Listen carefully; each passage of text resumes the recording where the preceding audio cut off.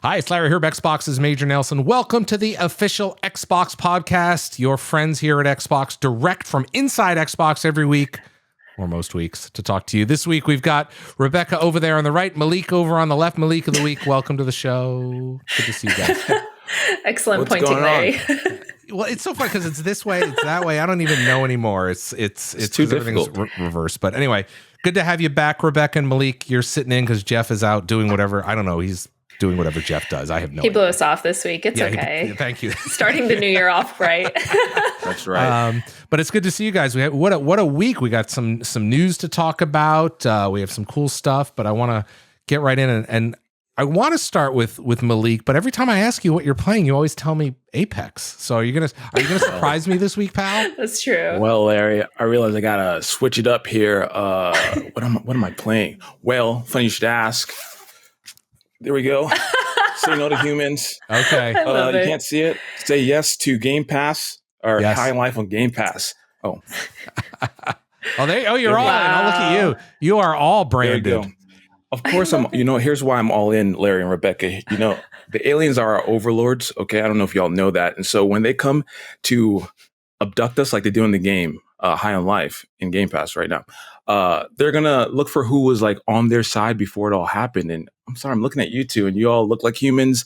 I'm supporting the aliens, our overlords. And so I see. So you're Team Alien. That's You right, already Team Alien, turned yeah. your back on the human race. So Like look at that. Humans He's in the suck, hat. we're He's in the selfish. he's out. It's a low stakes decision, so it's okay. It's terrible. But I know you all talked about it a little bit last week, so I won't go into it too much. I was listening to the show, but I just love the game, inching my way through it like I do all the time. I know you mentioned Apex. I have to stop playing Apex because I've only played at night, like after 10 p.m., and it ruins my sleep schedule. So I'm trying to fix Is it that. because you're just so amped up from playing a multiplayer Yes. game and getting your wins? Yes. I wear my watch to make sure I don't need to stop playing to for my tell you heart's your sake. heart rate. Yeah. Yeah, it's like, hey, take it down a few notches. Hey, did you? so I can't sleep. Hey, after I Malik, play did it. you fall? Yes, no.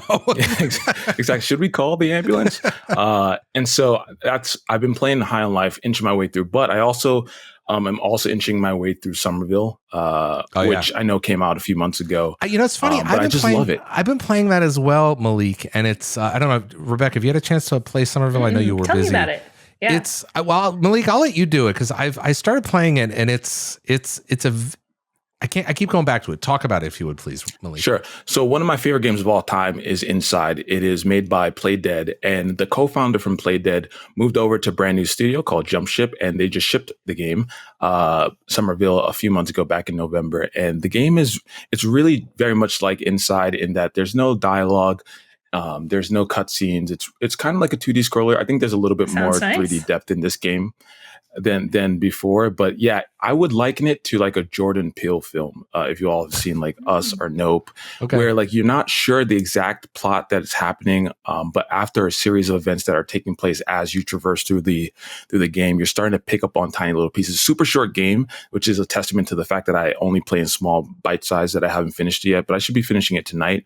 But it's just a really awesome game. It's a platform puzzler kind of thing. Yeah, what's interesting to your point is as far as I played, I'm a little bit over an hour, and there isn't any dialogue, Rebecca. Yeah. There's and there's not really any tool tips per se, right? You just kind of need to figure out what's going on.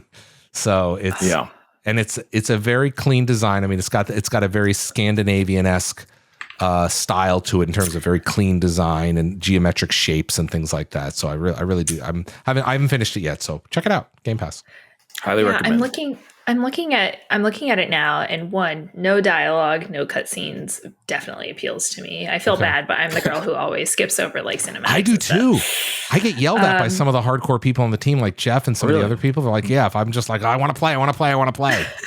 But this looks really cool. Is it on Game Pass? Yep. Nice. It's on Game Pass. Yeah. So easy So you to try just it. Then. download it. Yeah. Highly recommend it. I think that, again, I love story-based games, and I love the fact that you kind of have to like interpret what the story is about in this game. If you haven't played it, check it out. Love it. Lovely. Very cool. Let's see what else.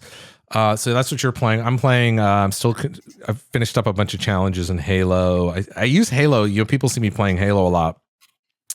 that's kind of the social lubricant for me, because I have a lot of friends that don't work in the industry that are scattered around the world, and they know playing Halo. So we get together, we come together a couple times a week, and that's kind of our watering hole, right? Because it's just because they all know how to play, and they don't have a lot of time to play newer games. So they're like, we know how to play this. Let's just get together and talk about the games industry, what's going on in the world. I like that about Halo. Yeah, exactly. It's I don't want to say mindless. That's not fair, but you can talk and play at the same time, right? Yeah. Yeah. So you're doing your call outs. Pardon me? Are you more into like the competitive, or do you do like a few custom games, or like how do you? I like Fiesta, and Fiesta for me is because and they used to have it in social big team battle, is because I'm an okay Halo player, but this gives me sometimes I get the power weapons, and the person who handles weapons really well doesn't. So I need every benefit I can get. So when the RNG goes and I get the power weapons, it works. When it doesn't work. But it just Fiesta levels the playing field a little bit more. Yeah. Or it levels me up maybe sometimes. I don't know. But yeah, definitely. So I like that. So that's been fun. It's what else am I? Vampire Survivors. Now I know, Rebecca, we talked a lot about that on the game last week. I don't know if you've had a chance to play it. But I finished my first level, which is a big deal. I was hoping to share that with Jeff. I texted him, and I should text you a picture of that as well. But yeah, so Vampire Survivors, but that's really kind of all I've been doing. What are you up to, Rebecca? Still playing your mobile game? Yes, I love Marvel Snap. I actually feel really bad because I don't know if you remember, but the last time we were in the studio, I was talking to the guys about Marvel Snap, and they were like, "Oh, if you like this, you should play Midnight Suns." I think that's what it's called. Yeah. Which is out by, I think it's 2K for Axis. And I went to hang out with my friend, Matt Chang, who I think you guys maybe know. I know, Larry, you do. And we were talking about Marvel Snap, and I was like, oh yeah, some people told me I should try Midnight Suns. Have you ever tried it? And he was like, are you kidding me? Because he works at 2K, and I forgot that was actually his game that he was the PR manager for. And so he was like, like, thank you for remembering. Yes, that's my game. I was like, say hi to Matt for me, by the way. Yes, I will. So then I played a little bit of Midnight Suns, and it's kind of funny because going off of what I just said earlier, I'm not really like a cutscenes and dialogue kind of gal, and Midnight Suns is basically Marvel Snap with those two things added. Yeah. And so as soon as I started, I was like, oh, okay. But then because it's his game and I already kind of insulted him, I ended up playing, like, he kind of like walked me through it, and we were playing for like 20 minutes, and it was okay. It's a little bit too much story for me. I think I'll stick to Snap with the different matches. But then aside from that, I have still been playing High on Life. Yep. Very much. How far enjoying are you? How many weapons do you have? I'm at 3 weapons now. Okay. Three guns and then the knife. But then aside from that, we have our 3-day weekend coming up here in the US. And then there are some cool games that just came out on Game Pass and good games that are leaving. By the way, I love your segue into the news here. That was smooth. Like peanut butter. Wow. Oh, I'm coming for Jeff's job of sharing the news. No, just kidding. But real talk, we do have some games coming. Oh, hey, Pumbaa. Soon. I see Pumbaa in the background. Sorry, he's just calling your dog out. He's sitting on your bed. So. That's okay. Thankfully, he can't hear you, because otherwise he'd be like, yeah. He likes to cuddle back there. It's been really rainy in California lately, so he's been chilling. Not too many WALKs going on. Right. Can't say the word or else soon. It's time. Yeah. But so Game Pass, we have Persona 3 Portable coming, and Persona 4 Golden. We're going to work on Jeff is. I know Jeff is really excited about those. He couldn't be here, so I'll speak on his behalf. We're lining up an interview with that team so we can talk to somebody about that. So we'll hopefully get that on in the coming weeks. You're going to make his year. Perfect. Yeah. Great. He gets to nerd out. It's why we work in the games industry. Yep.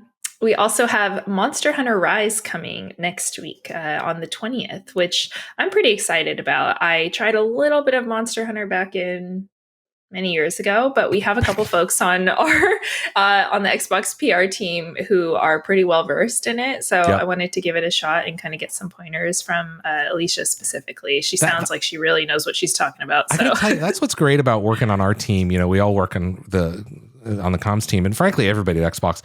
We have so many different styles of games that we like. and everybody kind of gravitates towards one. We all don't like all. We love all games, but we know what we like, and we kind of gravitate towards certain things. And I love the fact we have this broad spectrum of interests and expertises on the team. Totally. That's right. Let's see. And then we have some games that are going to be leaving Game Pass on Sunday, January 15th. I need to come up with I need some walk-on music for Game Pass titles and some exit music. I'm just thinking about that. Some sad music. That would be great, actually. I think that would be a good ad. We should look into that. So Nobody Saves the World, which we actually met with the developers, I think last year. Yeah, we did. And chatted with them. It's a great game. Recommend giving it a shot. We Happy Few is also going to be leaving Game Pass. Windjammers 2.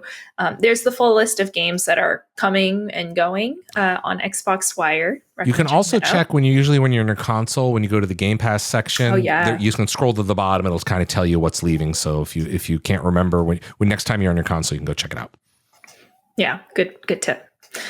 Some other news this week. Xbox is now the first carbon-aware console.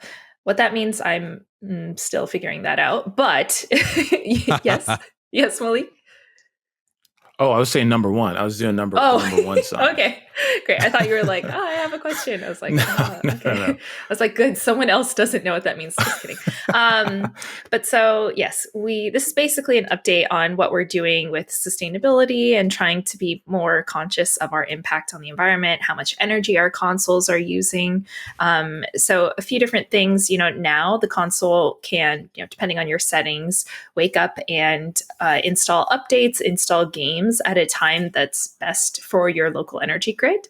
And also just different like shutdown, quick resume features, like just depending on how you adjust your settings, you can save a lot of energy. Have you all altered your settings on your consoles? Yes, I have. Oh, I have not yet. All right, no. Malik, I need you to go do that. I haven't done it yet. That's your homework now. Because to Rebecca's point, when you go through there, and again, this will be rolling out to everybody around, through Xbox, is you can see that you're saving quite a bit of money. And so I used to have mine on like what was like instant on, and I said no, mm-hmm. It only costs 10 seconds or 15 seconds for a Series X to boot up. So I want to save energy. Back to you. Rebecca. Save the planet. Yeah, all of save us the planet so can. that Malik can go align with the aliens. I want a good planet for my new overlords to come to. Come on, y'all. Anyway, if you're interested in helping us save the planet before the alien overlords overtake it, then on Xbox Wire, there are a few different instructions on how you can adjust your settings, things like enabling automatic updates, shutting down sooner when you're inactive, etc. So check that out and take a look. Next in news, so I'm a little bit late to the game, but I started getting into One Piece late last year, and then was kind of doing it to try to kind of get familiar before we saw the One Piece movie that came out in, I think it was October. Are you a One Piece fan? I am now. It's just hard because it's a really hard thing to get into late in the game, because it is so extensive, and it kind of how like anime and manga used to be. So it's not modern, right? But I am enjoying it. I'm still kind of bouncing around through the series. But so there's a new turn-based RPG that's going to be coming out, I believe, next week. Today. Now, today when this airs. Sorry, now. On the 13th. Sorry, we film a couple days early. But so the turn-based RPG is going to be coming out today, and there's actually a demo that's being available, that's available this week, and then I think the progress will carry over into the full release. So I'm gonna give that a shot this weekend. Check it out. I love demos that do that. They don't make you go back and play the whole section again. That's like a huge quality of life feature. Love that. That's innovation in the games industry right there. So, honestly, if a game is in beta or trial mode and the progress doesn't carry over, I'm really hesitant to do it. At that point, I'm like, I might as well just wait, right? I am with you. Exactly. I'm with you. Yeah. And last piece of news, and this is coming in right before lunch, so it's in bad timing. We have special edition Xbox Oreo cookies that are available. Have you seen these? Look at them. If you're watching us on the podcast, here they are. And these, let's be clear. These are available. They're not available in the US or Canada. They're only available currently in Europe right now. So I'm trying to get some sent over. I don't want to talk too much about them because I'm going to work on getting them in here to show them off. But it's pretty cool, confident. We've got a great partnership team. They worked on the OPI one, right? They worked on the Doritos and Rockstar when we were stuffing our faces with Doritos. It's all making me hungry. I mean, honestly, Oreos. If there were two folks on the team that I would have faith in being able to get some cookies sent to the US, it would be you and Aaron Greenberg. So yes, we need this to happen. They're on the way. I just hopefully they'll get past customs. Yes. Yeah. And then one last piece of news, and I can't believe I kind of spaced on it because this has been what I've been so busy with for the last couple of months. So later this month, Xbox and Bethesda are going to host the Developer Direct. Yay. It's going to be on January 25th, 12 p.m. Pacific time. We'll have a lot of different, tune-in reminders and social reminders and things like that leading up to the event. But we're really excited. There's a lot of good stuff coming out in the next few months from both Xbox, Bethesda, and all of our different partner studios. And so specifically, what our fans can look forward to is we're going to be showing an extended looks at Forza Motorsport, Minecraft Legends. I've already seen the segment. It looks great. Mm-hmm. The Elder Scrolls Online is going to be doing their next chapter reveal, and we're going to show a really long look at Redfall, which is going to be really cool. I think, yes. No, go ahead. I want to point something out after you talk about the titles. Okay. I think for Redfall, a lot of what, I've kind of been chatting with my friends about this one too. And I think what a lot of people have seen is really multiplayer focused. And so, I think that team is wanting to kind of show hey, this is going to be a really strong single player game too. It's, it's open world. It's set in a really awesome, what do we call that? Oh yeah, New England. I was going to say Little England. But that's not right. Sorry.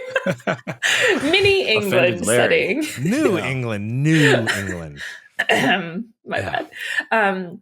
But the cool thing is, cool depending on how you feel about it. For me, there's no cutscenes, right? Less dialogue. It's very much just the developers talking themselves and showing you specifically. Oh, I see. So the show itself, you're not talking about Redfall. We don't know about Redfall. Yeah. Oh, sorry, not Redfall. But the show itself, there isn't usually we have hosts and we have different people coming on stage and giving, we're going to do that chatter here. We're going to pick up the pace. We're going to pick up the slack for that. We'll do it here. Yeah. So but I think that's cool about the show because the fans really just want to hear from the people who are creating the games themselves. They want to see extended gameplay footage, and that's exactly what this is going to be. This isn't going to be snappy new game here and new game here, anything like that. It's really just a deep dive. Exactly. It's a deep dive on all of the cool things that are coming out in the next few months. So I'm excited for it. I want to point out something, and this is I think it's the third paragraph down, to dedicate the right amount of time for these titles. You will not be seeing any Starfield. That's going to come apparently at a later date. So just want to manage expectations here. That's what it's all about, expectation setting. But I was going to say, congrats, Rebecca. I know you've been working super hard on this, and it's really awesome to see. And Larry and I were chatting a little bit before this. And as people who've been in the industry for so long, in many ways, all of us have, it must be really hard to know something's coming down the line, working really hard on it, and knowing that a lot of fans are looking forward to it. What have been some of is that hard to know that you're working on something and the fans are asking for it, but you can't say anything? I feel like that must be a really tough thing. I'll let you talk, Rebecca, if you want me to go. You go first. Go ahead. It's funny you say that, Malik, because I've been working in this industry for so long, and there's this weird part of my brain which is encrypted and locked up. I know a lot of things that are coming. Most things that are coming. And I don't know, I just have this ability to partition it. I'll just say this, and I remind people of this. I've been at Xbox for a long time, and there's a reason that I've been here so long is I love the people like yourselves that I work with. I love the fans. I love our product, and I love our roadmap, and our roadmap is where we're going. So the reason I'm here is because I'm really excited about what we have. So it is a challenge, but because sometimes I'm I'm so excited to talk about this. And I know that Jeff and I and Rebecca, when we come on the show after a big reveal or a big announcement we've known about, or perhaps many of us work on. And I also want to be very clear. And I know I've done it with you, Rebecca, not so much with you, Malik, but I've actually said, hey, I don't want to know. Don't tell me anything, because I want to be able to say, I don't know. Right. So there's certain times where you got to know when to say stop. Right. So anyway, that's just how I feel. Well, I mean, it gives you like, it adds pressure to things, right? Because like for things like let's say like different like Minecraft game updates, like I have always known about those well in advance, but the community is usually really good at making guesses about what's going to come because, they're so in tune with the product. Right. And for a game like Minecraft, we want to put things into the game that people are asking for and that people desire. And so usually the community is kind of spot on with some of these predictions. It's funny because I think we all work in PR, and so we all deal with like leaks and addressing leaks internally and just like talking about, where is this person getting this information? Or the funny thing is when the leaks are like super wrong, it's like it's a leak, So that part is also kind of, I don't know, it's tricky to deal with, but ultimately like, I'm going to sound like such a sap, but ultimately it's so great when you do make the announcement and you see the excitement from the community and Surprise you see things landing really well. Yeah. It's a really good feeling to work on things that people care so much about. So anyway, I love that. I feel like I've noticed it so much, and not to belabor the point, but I've noticed it so much, just a passion across teams at Xbox. And so it's just awesome to see the work that goes into stuff like you're working on this, Rebecca, but all the other projects, and then see the teams like super excited to announce it. It's like just one big joyful moment. I don't know. I do want to say one thing though that you just mentioned, Malik, is that Rebecca is working on it, but she's kind of, and in whatever football, soccer term, she's the center, she's the coach, she's the quarterback for this particular project. So we have different people. There's a lot of people that you're working with, Rebecca, around the world, but you're kind of, as we say in the business, you're herding cats, right? So. Yes, a little bit, but they're very, very professional cats. Yeah. So anyway, that's fun. Hey, we got a couple interviews. Do you mind, Malik, if you would bring us into the interviews and get us set up? Because we got some cool stuff this week. Yeah, let's do it. So we have 2 interviews. First, starting off with Sandro from our Xbox team in Germany to talk with Josh Sawyer about Pentiment, a game that I've been meaning to play. And I know a lot of you have been playing it. Great reviews so far. And then Larry's going to talk a little bit with some gaming chair experts from Herman Miller, John Campbell specifically. So let's check out these interviews. Well, thank you, and welcome to this segment. I'm from Germany, as you have heard, and today's game is also from Germany. That's why I'm here today. I'm talking about Pentiment, and I'm discussing it today with Josh Sawyer, game director at Obsidian. Guten Tag, Joshua. Guten Morgen, eher. Guten Morgen oder guten Abend für dich. Dankeschön. I was really impressed when I heard that you didn't just do a game that's actually playing in Germany, but you also speak German. But let's not do this anymore today, sure. Because I know most of the rest of our audience won't be able to understand it. But yeah, Pentiment. It's been out for a while now, and we wanted to record this interview a while ago. We couldn't do it back then for a technical glitch, but I still wanted to discuss the game with you in detail because I've played through it and I have so many questions. Awesome. But before we start into it, do you want to give us like a quick introduction? What is Pentiment actually about? Sure. Pentiment is a narrative adventure game. It's set in 16th century Oberbayern, Upper Bavaria, in the fictional town of Tassing and the nearby Kearsau Abbey, which is a Benedictine double abbey. And you play a character named Andreas Mahler, who is a journeyman artist from Nuremberg.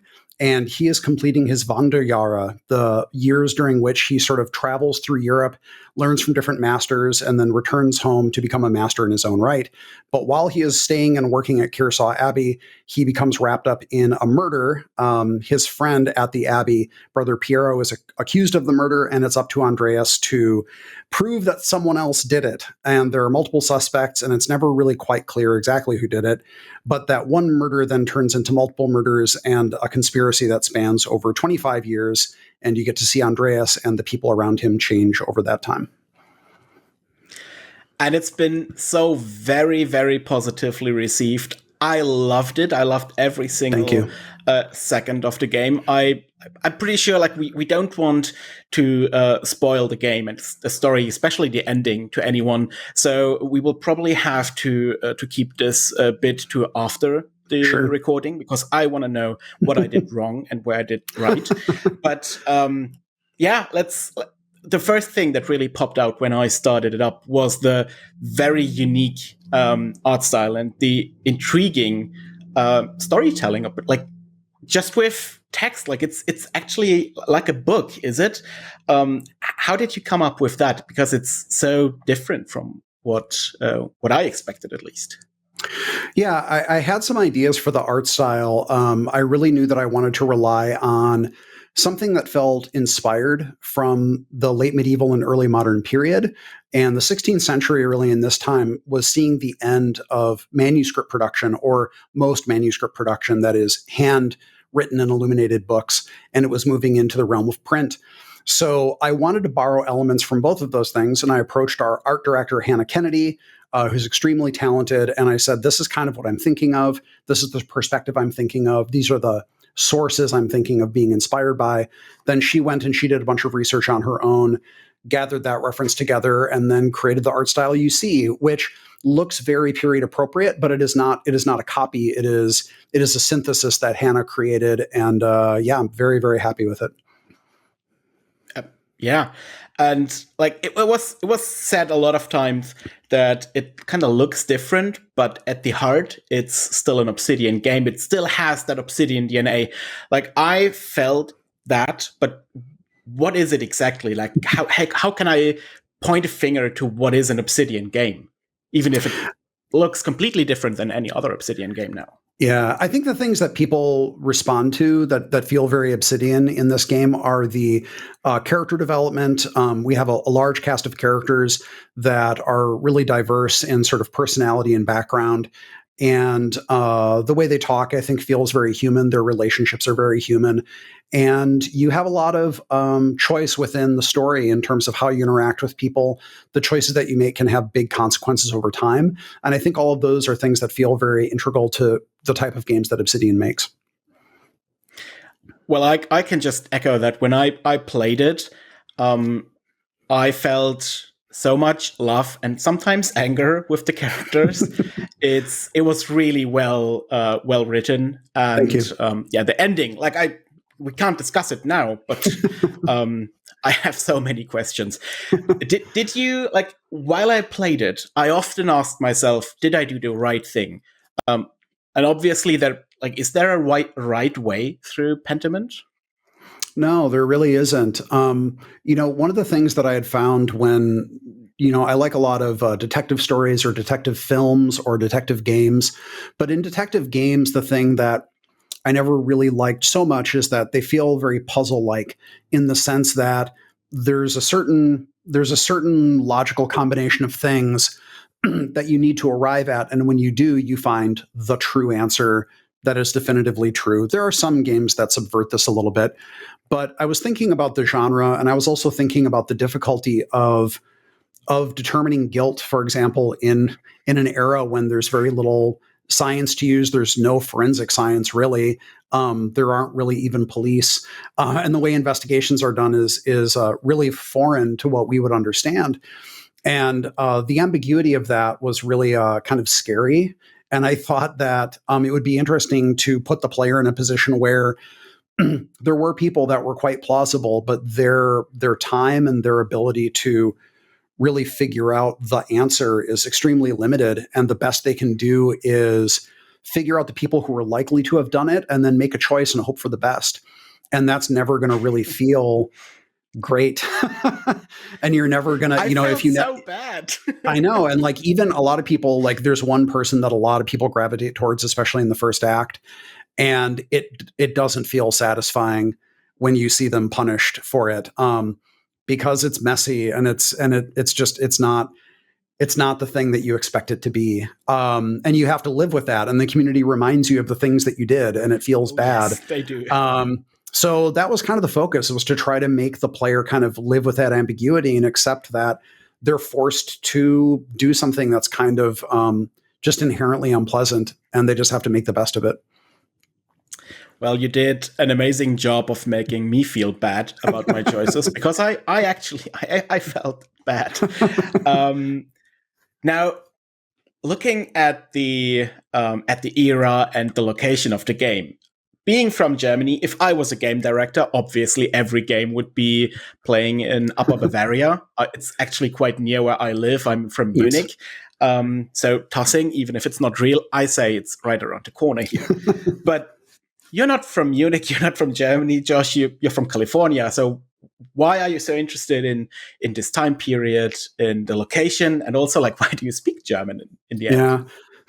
Well, I'm actually originally from Wisconsin. You can kind of see the flag behind me, which had a lot of German immigrants. And my grandmother was born in Bavaria, and her father was in the Bavarian infantry in World War I. And so we have a lot of family roots in that region. My mom's side of the family also was from other parts of Germany. So I was interested in our family history, and I did a lot of research into that. And then as I got into college, I initially went to a conservatory of music, and I studied and was really interested in singing Liebeslieder, romantic music from the 19th century, a lot of it by Schubert or Brahms, with like Goethe lyrics and things like that. And so I got really interested in romantic poetry. And then I switched over to getting a history degree, and I studied German history, and German language was kind of necessary to engage in that. And then I just continued speaking German after I graduated from college. I traveled to Germany many times. Role-playing games are a genre that is quite beloved in Germany. And so, yeah, I just continued that interest. And when I had the chance to make a game that was historical, I know a fair amount about other parts of Europe, but the Holy Roman Empire and Germany and Bavaria kind of are pretty central to what I do know about. Well, I can just say, continue the work. We need more games situated here in Germany. I was really fascinated by the details and how rich the history actually was, and how, I assume how detailed the everyday life of a 16th century villager was depicted, or not only the village, but also the Kloster. I forgot the English term for it. Abbey. The Abbey, right. So, like, how did you research that, and what went into all of the research? So some of it came from my pre-existing university education in getting a history degree, and I had a fair amount of knowledge there. But then I went back to a lot of the old texts that I still had. I still read history books. I tried to expand my knowledge there. And then we had 3 historical consultants in different areas of expertise. Dr. Christopher DeHamel, who's a world-renowned expert in manuscript production. And I talked to him about sort of the end of manuscript production and how an artist might work and what was plausible and what wasn't. And then Dr. Edmund Kern, who is actually my advisor in college, who knows a lot about the Holy Roman Empire and Austria more specifically. And he was able to inform on a lot of legal issues and cultural things. And then Dr. Winston Black, who was a classmate of mine when I went to Lawrence University, and his area of expertise is medieval medicine. And even though we're entering the Renaissance in the 16th century, a lot of the medical practices were still fundamentally medieval for decades and decades until progress or knowledge started to sort of be uncovered by people doing new research. So that was extremely, extremely helpful. And if you want to see all the things that we referenced, you can go into the bibliography in the credits and see all the works that we referenced. Yeah. During your research, like, were there any what was the funniest and craziest historical fact that you dug up during the research? Or is there anything in the game that, now that people who have probably played it already, like, that you would point out people to look at a specific piece? Oh, certainly. And it's funny because I talked about it and there were people who were surprised about it. And there's a very mild spoiler here. So if you're really worried about spoilers, don't listen to the next thing I say. But the character of Martin Bauer in the game is based on a historical figure named Martin Guerre, who was a French or really Basque man in the 16th century. And I don't want to get into the details about it, but it's a real story. It's a real thing that actually happened. And it's incredible, but there's a whole record from the jurist that presided at the trial of the man. And there's a French film of it. The consultant for it, Nathalie Zeman Davis, wrote a pretty brisk reading history book called The Return of Martin Guerre that is, I think, a really, really excellent history book, even if you're not really that into history. And I would highly recommend it because it's hard to believe, but it happened, and it actually happened multiple times. So, well, that's fascinating because that's the one story that I wouldn't have thought that was real. It felt so crazy, but now thinking back about it, totally makes sense at that time, at least. Yeah. Cool. I've heard that one of the things that really made Pentiment special for me was the sound and the soundtrack. I will be honest, sometimes I love just going into the game and just leaving it there as a background sound. But now I've heard that you're also releasing a soundtrack. Yep. What can you tell us about the soundtrack? And I can hear it already. Yeah. So the soundtrack was developed primarily by Alchemy, which is an early music ensemble. And I worked with them extensively to develop the tracks that were used for the game. We use them kind of sparingly. We don't have a constant running soundtrack. They're mostly used for dramatic events, but when they happen, it's usually for very important things. And it fits the tone of the game very, very well. They did an incredible job. And then we have an epilogue track by Kristen Hayter, the artist Lingua Ignota, which is really incredible on its own. It's a perfect sort of endpoint to the soundtrack. And we released it on Steam. It's available on many streaming platforms as well. And then we're going to be releasing a double album vinyl in this year. Exactly when, we don't know, but it's coming. So vinyl, you didn't go as far back as to doing a manuscript of it, like handwritten. No, unfortunately. Yeah, it's beautiful artwork that we just saw. I think like I can say I loved the soundtrack, and if you have not played Pentiment yet, I definitely recommend download it. You can play it on Xbox and on PC. It's on Steam. You can play it on Game Pass, and even like if you play it and you just need a background sound, a very nice and calming background sound, I can recommend just standing anywhere in the village and letting it play in the background. There it is. It helped me stay focused during a very hectic December. Thank you, Josh. Thank you for having me. Any last words? What would you recommend people to look forward to? Oh, just, the soundtrack is coming. We are going to be making another update with little additions soon for the game. But otherwise, check it out. It's on Game Pass, and I hope people enjoy it. All right, as promised, we're going to talk gaming chairs right now. And joining me is John Campbell from Herman Miller Gaming. John is a chair expert. John, welcome to the show. I've been called worse things, but yeah, thank you, Larry. It's great. It's really exciting to have you on here. People know Herman Miller, which, if you've ever worked in an office, a lot of people have seen Herman Miller chairs.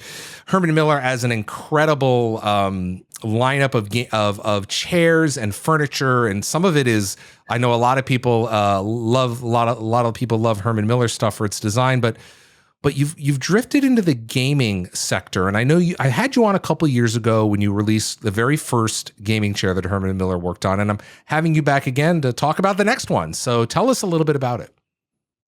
Yeah, I couldn't be more excited to be back. So thank you. And yeah, it's been a wonderful journey we've been on for the last few years. When I was first on, we had launched the very first embodied gaming chair, which is the very first gaming chair from Herman Miller. And really within that, we spent quite a bit of time before that doing a lot of research around what makes a gamer unique, right? Yeah. So yes, we've been building product for the office for the last 100 years. Herman Miller is known for some of his most iconic designs, from the Eames lounge chair to the Aeron chair to the Eames aluminum group, and you can name. There's even some just right around me here in the office today. And let me go big screen on that so you can take a look at that.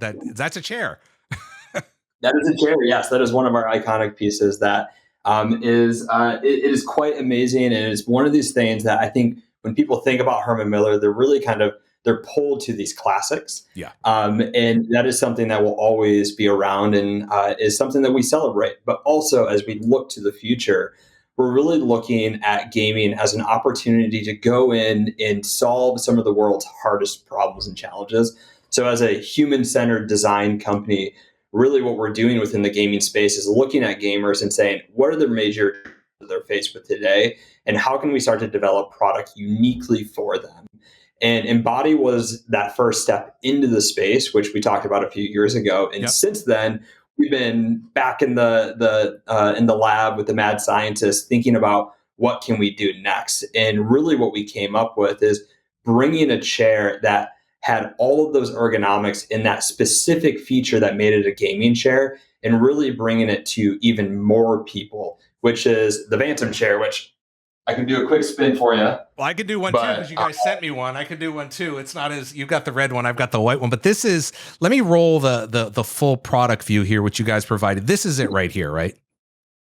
Correct. Yeah. So this is the Vantum chair, and it comes in 3 different colors, black, white, and red.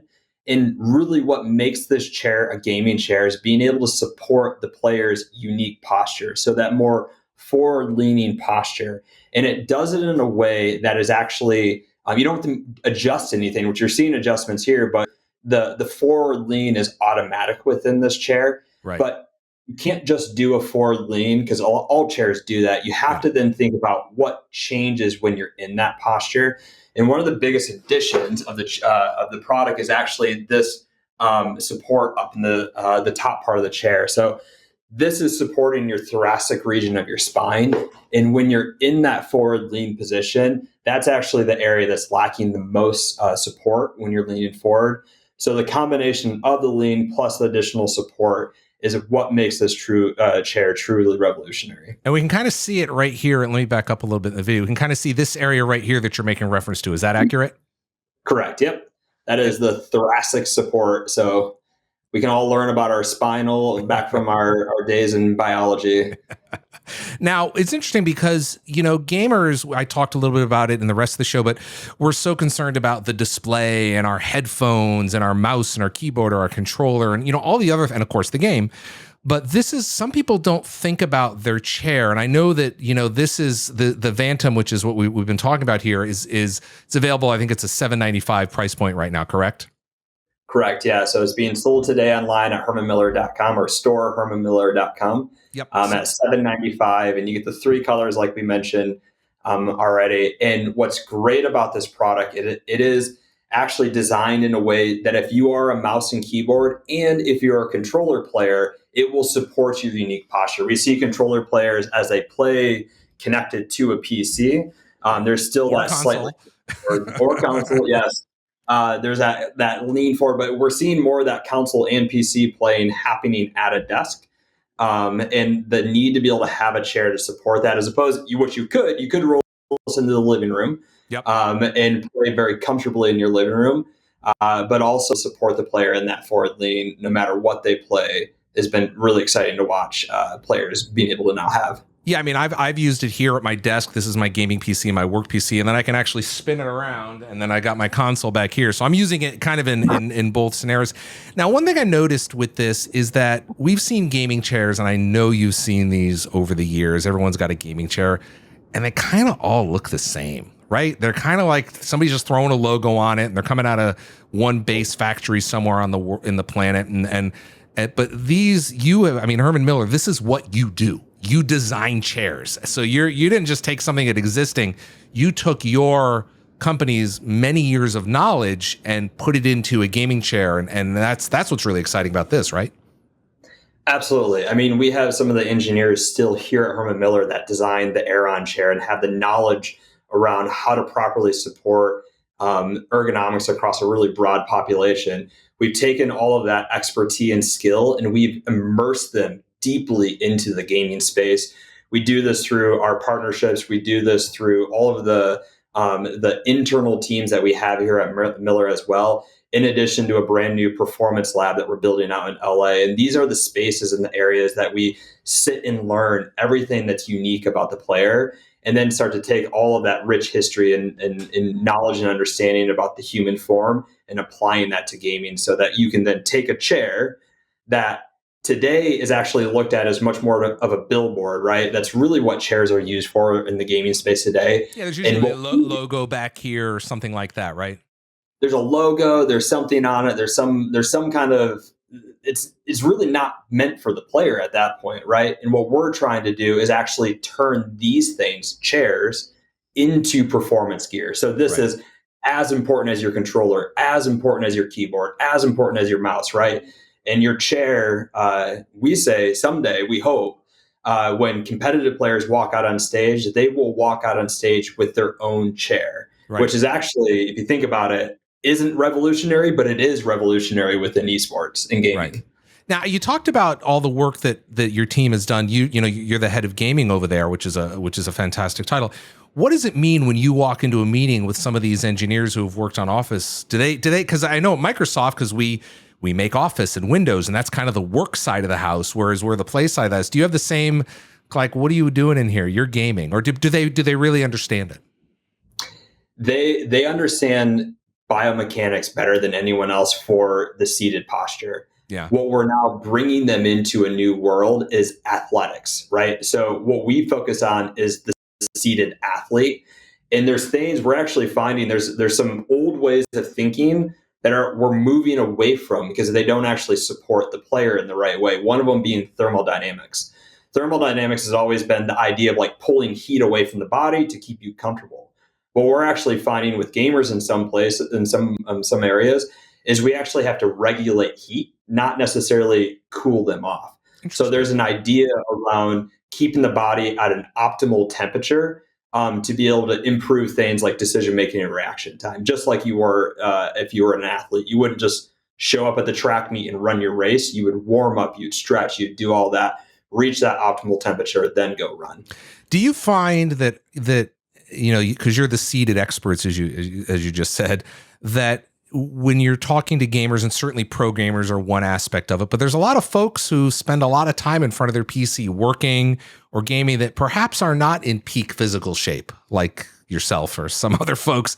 So how do you address that for what I'm getting at is, what are the varied body sizes and shapes and styles? Yeah, and I think there's another layer there too. Like, performance is a very broad spectrum. Yeah. Performance isn't always about going faster, beating, winning, right? Doing all that.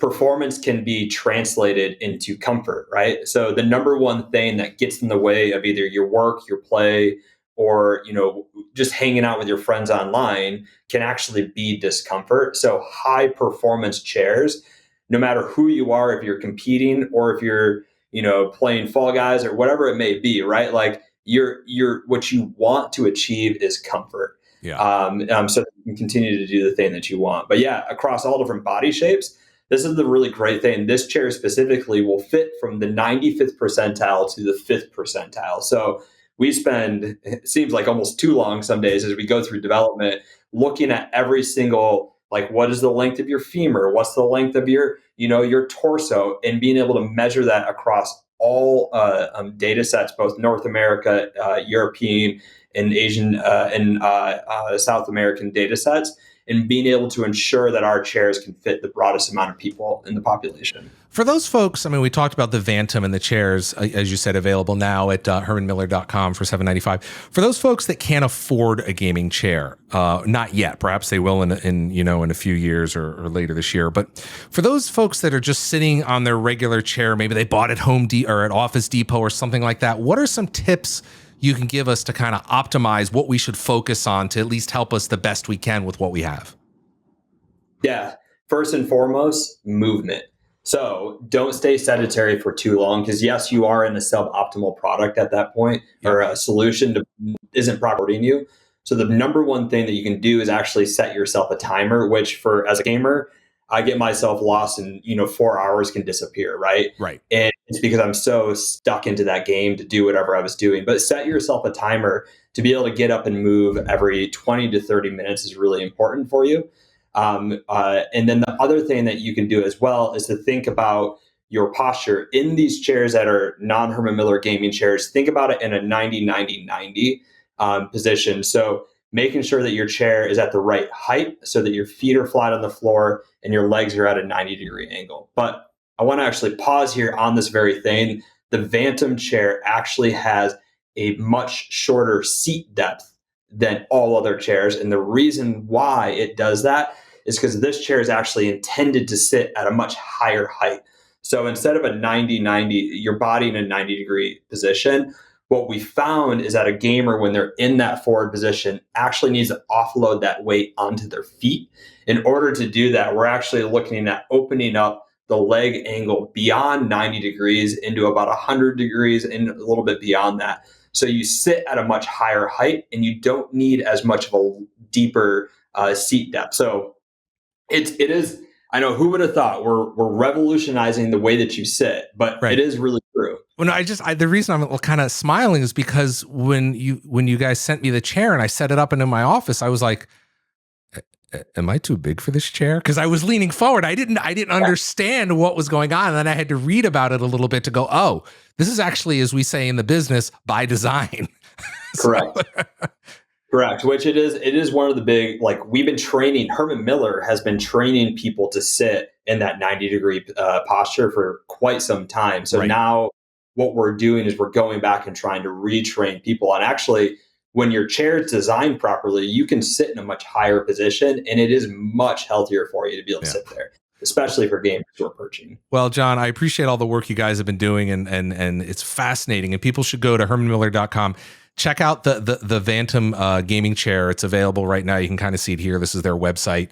$795, 3 different colors. And again, if you don't have the money to get something like that, just go back and listen to what John said about setting up how you should get your chair, whatever chair you have that you're gaming in, optimal. And most importantly, and I totally agree with you, John, and we actually have a feature on the console that will do this, remind you, take breaks.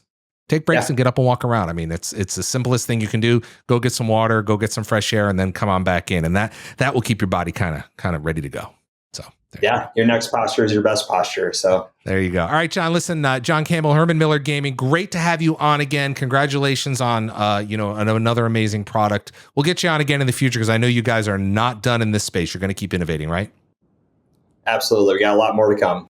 All right. Thanks to Sandro and, of course, Josh Sawyer from talking about Pentiment, and, of course, the Herman Miller chair experts, which I need a brand new chair. You don't realize what. Can you look it up, Larry? Yeah, I'll see what I can do for you guys. But it's you don't realize, when you're sitting, it matters. It just matters. Yeah. Because my watch is telling me stand, and I need to stand more. Like you're not the boss of me watch. Apparently it is. Oh boy. Anyway, good stuff. Thanks for joining us this week, Malik. It's always good to see you, and maybe we'll have you back next week. I don't know, Rebecca, what's your schedule? Yeah, I'm going to miss next week's show, unfortunately. I've got a couple things going on midweek. That's okay. But I will be back for the show on the 27th and very excited to talk about all of the news from the Developer Directs that'll be landing that week. Oh, yeah, that's right. We're working on that as well. So we'll be back next week. Just remember, if you're over at YouTube, drop something in the comments, say hello to us in the comments, like and subscribe and all that stuff that everybody else asks you to do. We know you're going to do it for us because we love you, Xbox. And it's just great to see everybody. If you're listening to this on Spotify or Apple or Google Podcasts in audio form, we do have a video form over on Spotify and YouTube, so you can see what our lovely faces look like, or even as I click on this button right here. I was going to say what Rebecca's puppy looks like, Pumbaa, who's sleeping now. Oh, there he is. Hey, pal. So that's fun. Don't forget my vacuum. Yeah, I was going to ask you, where's your beautiful vacuum? Hold on a second. Let me go to your vacuum. There you go. Just as cute. Do you still have the sales tags on that thing? Yeah. Oh, we don't have to get into it, but I'm a sticker. Keep the sticker kind of guy. Oh, you're that guy. Okay. All right. Very strong feelings on our team. Yes. On sticker versus no sticker. Right. So. Exactly. I am team no sticker. Rebecca, what are you? I'm team no sticker as well. Yeah. But I understand people who are team sticker. It's okay. We can all get along. Xbox is about choice. So there you go. Anyway, gang. All right, we'll see We'll see you, dear listeners and viewers. Hopefully, join us next time. And thanks again for joining us this week. We'll see you next time. Bye-bye, everybody.